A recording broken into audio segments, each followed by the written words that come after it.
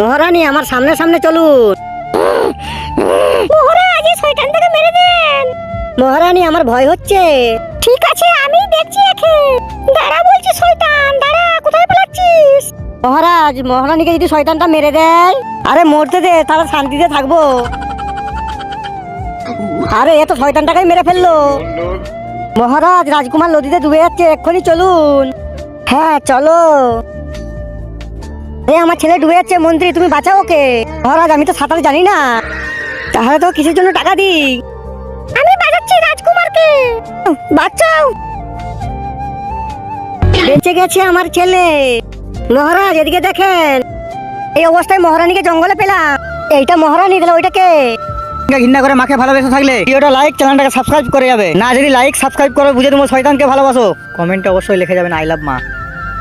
আমি কে তাহলে দেখো, এই সে শয়তানটা। আমি রানীকে মেরে জঙ্গলে ওর রূপ নিয়ে নিয়েছি।